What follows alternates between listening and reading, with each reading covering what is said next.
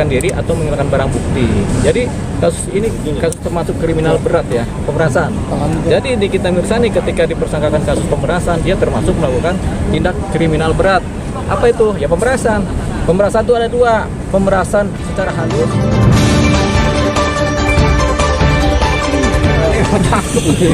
Ayo. Siapa yang nanya? Siapa yang nanya? Lalu gue lagi ngedit. Yuk kantin. Bos nanya, Yuk Tin. gua belum mulai. Daus gantian. Ya Bang Arif. Oke, lagi judul menyikapi kasus Nikita Mirzani ini yang anaknya berusaha untuk menjadi jaminan penangguhan penahanan. menyikapi ini sebagai Gini, kasus Nikita Mirzani kan kasus pemerasan, pencemaran nama baik, Undang-Undang ITE sama TPPU. Jadi pemerasan sama TPPU itu ancaman hukumannya kan di atas 5 tahun. Kemudian setiap kasus-kasus yang sifatnya pemerasan pada umumnya ditahan. Kasus pemerasan, perjudian, apalagi pembunuhan, perkosaan, percabulan, narkotika itu pasti ditahan. Gitu. Nah, salah satunya pemerasan. Jadi karena pemerasan yang ditahan, ya ditahan. Tapi undang-undang KUHP kita itu memberikan hak buat keluarga atau pengacara atau orang terdekat dari pelaku yang tersangka ini untuk mengajukan permohonan penangguhan penahanan. Tapi sekali lagi terhadap kasus-kasus pembunuhan, pemerasan, pencurian itu ketika kita mengajukan permohonan penangguhan penahanan itu nggak pernah dikabulkan, sangat jarang sekali dikabulkan. Misalnya kasus pembunuhan, apakah ada kasus pembunuhan kemudian memohon penangguhan penahanan dikabulkan? Jawabannya tidak ada.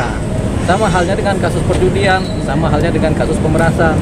Nah, Nikita Mirzani ini kan kasusnya pemerasan, jadi dia ini kecil kemungkinan untuk dikabulkan. Nah, mengenai hak mengajukan permohonan penangguhan oleh anaknya, itu kan Anak kecil Bang, tahan Bang. ya. Sorry Bang. Lanjut. Belum selesai. Ya lanjutin. Nah, lanjut. Nah, jadi anaknya ini kan si Loli mengajukan permohonan penangguhan. Udah benar anaknya mengajukan permohonan penangguhan dengan jaminan anaknya sendiri sebagai keluarga terdekat, saudara. Tapi kemudian karena kasusnya adalah sama seperti atau mirip dengan kasus pembunuhan, pencurian, perjudian, narkotika, maka kemudian walaupun surat permohonan penangguhan diterima oleh penyidik Polda Metro Jaya, tapi kemudian untuk dikabulkan penangguhannya itu sangat kecil kemungkinannya. Kita ambil contoh, apakah ada kasus pembunuhan yang kemudian ditangguhkan di pelakunya? Jawabannya tidak ada. Ya, lanjut. Nah, ini kan Loli sendiri kan masih di bawah umur ya Bang ya? Apakah itu bisa? Loli sekarang umurnya berapa? 18. Kalau 17. 16 mau 17. Sudah punya KTP belum? Belum punya KTP. 17 sudah punya KTP dong? Enggak. Mau jalan ke 17 Maret ini. Oh, mau jalan 17 berarti belum punya KTP. Tapi yang benar. Jadi kalau dia udah Loli 17. mengajukan permohonan itu belum bisa, dia harus diwakilkan oleh pengacaranya Nikita Mirzani sendiri, mewakili pihak keluarga. Nah, Nikita Mirzani sendiri pasti ada keluarga yang dewasa, entah suaminya, entah tantenya, entah ibunya, entah adiknya, itu mereka yang kemudian mengajukan permohonan penangguhan penahanan. Mereka kemudian dibarengi oleh surat keterangan dari RT RW yang mengatakan demikianlah mereka keluarganya, kemudian mereka mengajukan permohonan penangguhan penahanan. Itu adalah hak yang diatur oleh Kitab Undang-Undang Hukum Acara Pidana. Tapi kemudian ini sulit kemudian dikabulkan oleh pihak penyidik Polda Metro Jaya. Kenapa? Karena mengingat kasus ini pertama pasalnya adalah pasal yang ancaman hukumannya di atas 5 tahun, pemerasan. Dan pemerasan mirip dengan perkosaan, mirip juga dengan perjudian, mirip juga dengan narkotika, mirip juga dengan penganiayaan berat dan kasus pembunuhan. Rata-rata itu nggak pernah kemudian ditangguhkan penahanannya oleh pihak penyidik dengan alasan tadi berkhawatir menghilangkan barang bukti, berkhawatir kemudian melarikan diri. Itu pasti. Sehingga boleh mengajukan permohonan adalah hak dari si tersangka dan hak dari keluarganya, tapi sulit sekali untuk ditangguhkan. Ini tipis kemungkinan Bang. Tipis kemungkinan Nikita Mirzani kemudian ditangguhkan. Setipis apa? Itu kan pertanyaannya. Setipis kertas. Tadi kan Bang, ini kan lagi beredar info ya, di mana ada yang berani menjamin dalam case seperti ini, Bang. Bisa gak ya Bang ketika ada orang bisa menjamin, oke silakan menjadi penjamin segala macam gitu. Mas bisa Orang gak, yang Bang? berpower gitu. Betul. setiap permohonan penangguhan penahanan itu harus dibarengi dengan penjaminnya. Selalu harus ada penjamin, nggak ada tanpa penjamin. Jadi setiap permohonan penangguhan penahanan harus ada penjamin. Siapa penjaminnya? Bisa si A, bisa si B, tapi pada umumnya penjaminnya adalah keluarga, saudara gitu. Tapi itulah yang diatur oleh KUHP kita. Ini masuk tindak pidana khusus berarti bang? Bukan tindak pidana khusus, tindak pidana umum, tapi kriminal umum. Begitu, kriminal umum yang mirip-mirip dengan tadi yang kita sebut kriminalnya.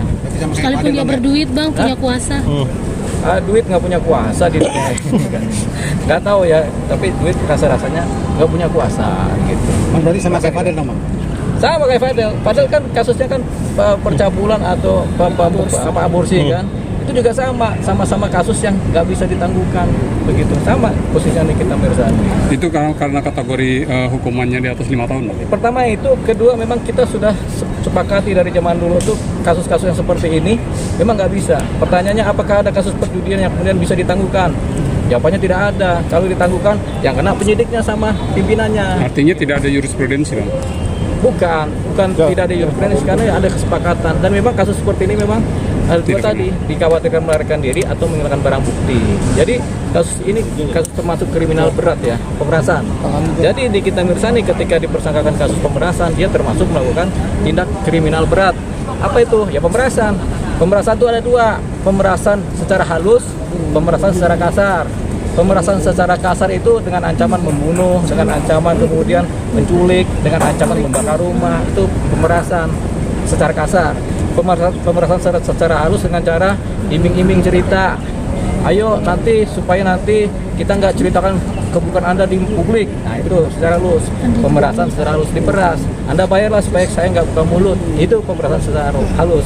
Makanya ketika kita dengar rekaman ceritanya ceritanya si ajudannya Nikita Mirzani dengan si dokter ini, kita bisa dapat oh ini pemerasannya secara halus, termasuk dalam kategori pemerasan secara halus. Nah, tindak pidana pemerasan secara halus ini mirip-mirip dengan penipuan, tapi nggak sama kategorinya, tapi mirip. Nanti Kalau alasan